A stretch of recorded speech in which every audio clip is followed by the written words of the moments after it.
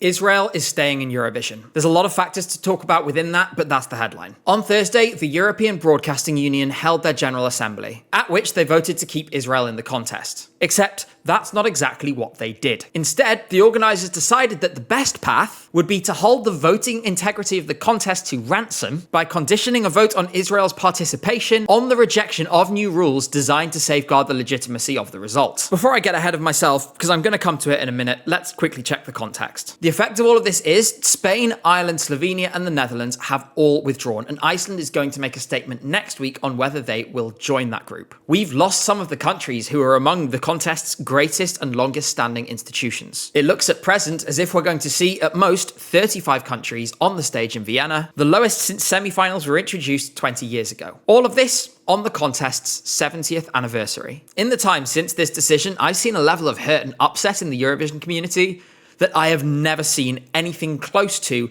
before. And as a result, I think I want to use this video to go through some of those emotions, verbalize why it hurts so much, understand better why we're so angry, and to be blunt, why we feel cheated and robbed of something that we've held dearly to our hearts, in many cases for our entire lives. Over the last 2 years, we have witnessed the most brazen and blatant political manipulation of the contest in its recent history. There's something almost cartoonishly evil about the way Israel has approached the contest in 2024 and 2025. Whether that's actively manipulating the vote through huge state-funded multi-million euro advertising campaigns, encouraging people to vote the maximum number of times and test the voting to its limits, engaging in a widely documented campaign of harassment against both artists and press, or on a more basic level, perpetrating what has been described both by domestic Israeli human rights organizations and international organizations and the UN as a genocide against the Palestinians. The president and prime minister of the country literally have ICC arrest warrants out against them for suspected war crimes. In 2025, finally, it did feel like something might be done about it. Not just in Eurovision, but across society, there was a groundswell of support this year to start taking action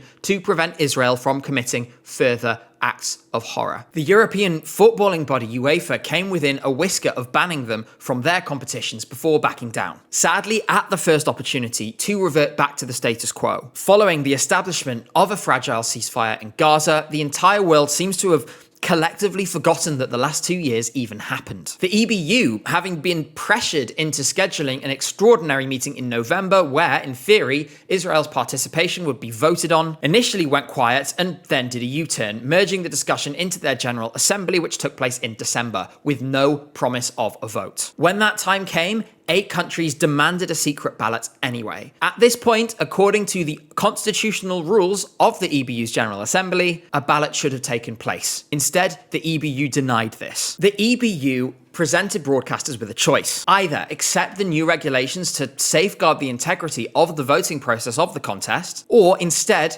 reject these just to have a chance at a vote to remove Israel. In a sense, blackmailing those broadcasters by holding the prospect of another manipulated Israeli televote victory in 2026 over their heads if they weren't successful in removing them from the contest on that second vote. The dishonesty of this is honestly pretty staggering. This went beyond simply attempting to safeguard the contest or whatever other nonsense that the EBU is peddling now. This was a blatant partisan defense of Israel by the supposedly apolitical organizers of the event. And in that moment, more than ever before, the EBU demonstrated that they are fundamentally unfit to be the custodians of Europe's last remaining common cultural experience. Worse than that, they are actively debasing and vandalizing it. Some fingers do need to be pointed here, and I'm pointing them at Germany and Austria. According to several insiders that I've spoken to, it is their governments and their broadcasters who abused their positions on the EBU's executive board to force these two issues to be fused together. This is before I get to the fact that the Austrian Broadcaster's Director General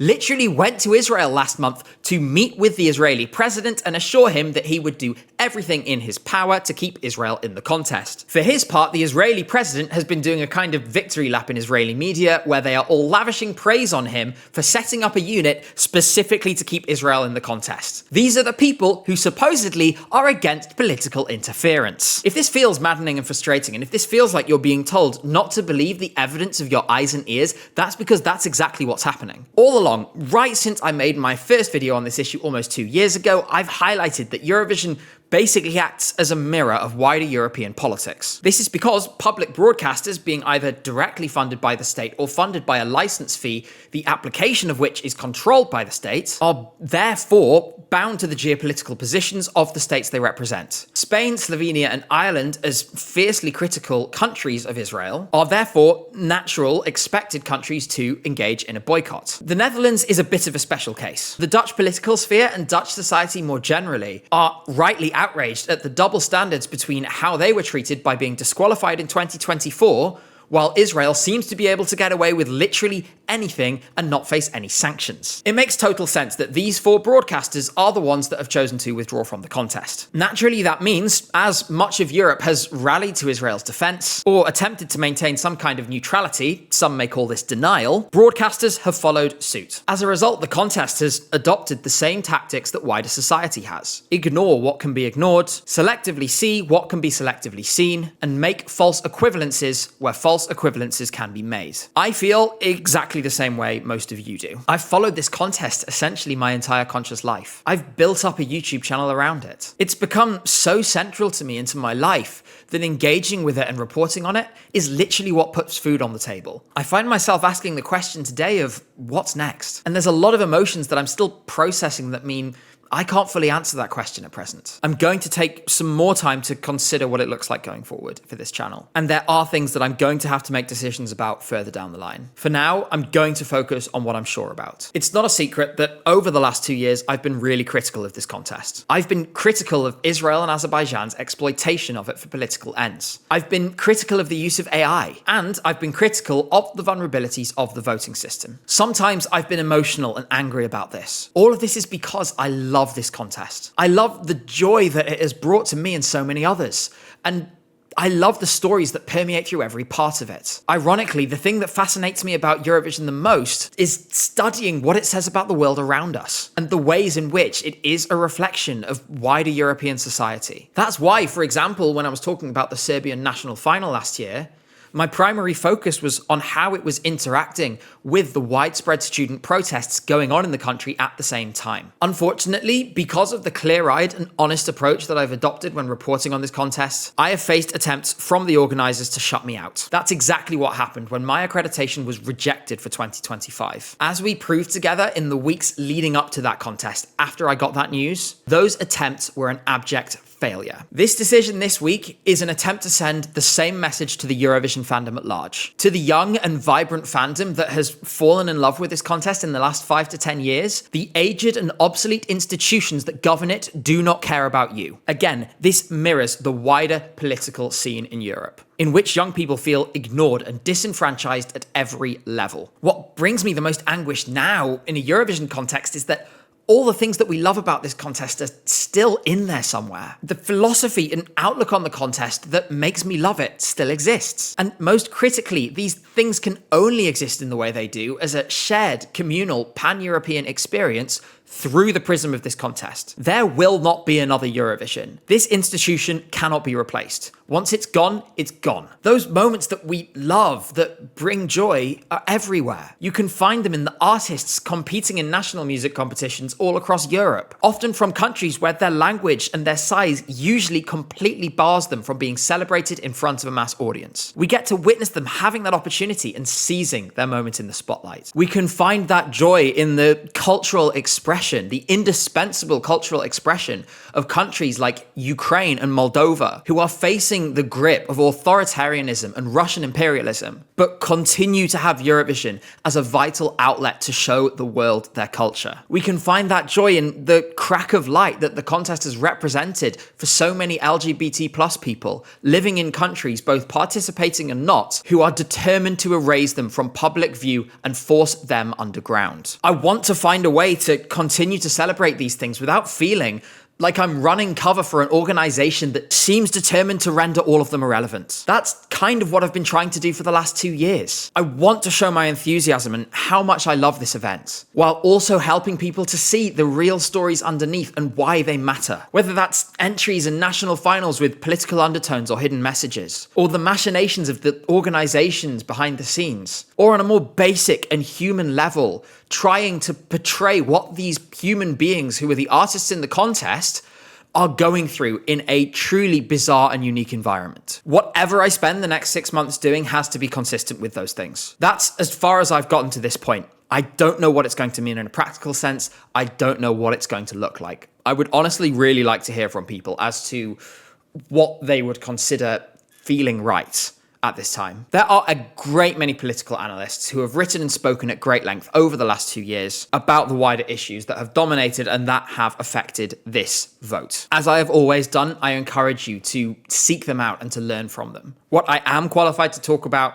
is Eurovision, and to speak about how I personally feel right now. We are all devastated, and right now I understand why it feels so hopeless. But I also know that these aren't the only things that you are feeling. My audience has an average age in its early 20s, which means, like me, it's an audience of people buffeted by fears of climate change and spiraling inflation and housing costs and ever rising unemployment. It's a generation which studies and polling show are more alienated from political and public institutions on every level than any generation that has come before it. It becomes very difficult to fight for anything in this environment. Eurovision is escapism from these problems for a lot of people. And when the escapism becomes poisoned by the same politics that so many people feel has weighed so heavily on every other aspect of their lives, it makes it so easy to simply walk away and to try and seek out the few remaining corners that exist where that hopelessness has not yet made itself normal. We came to Eurovision for a reason. There is something in this contest that makes you and me as superfans connect to it on a deeper level than simply enjoying the show. It represents, or represented, something about you and me that matters. Unless we defend those things, they are going to wither away. Right now, because Eurovision is going to continue to exist, the battle for its soul will continue. I refuse to cede an inch. I refuse to cede an inch on the actual, radical, utopian vision that Eurovision represents to me as a genuine beacon of justice, of acceptance, and of cultural celebration. A contest that gives a voice to the voiceless and to those who most need their moment of affirmation, with the entirety of Europe as their audience. A contest that genuinely unifies people, even for a brief moment, in a world where authoritarianism is once again rearing its head. This is what I expect from Eurovision, and this is what we must demand from it. We cannot allow others to dictate the narrative, and we cannot allow Israel to abuse it, to create a mirage of wide public support for their actions. I refuse to cede an inch. The feelings are still raw, and we don't know what this defense is going to look like yet. There is a lot of us, and a lot of good can come from our actions. I will do my best to stand for the values that I feel Eurovision should represent. That's all I'm asking from you too. Let me close by saying this. Ironically, paraphrasing the current director of the contest, if you want Eurovision to show the world not as it is, but how it could be, if you believe like I do in the positive vision for what Eurovision can and should be, if you can find it in yourself to keep fighting for this contest, then you should do just that. I know the contest that I believe in, and I know the world that I believe in.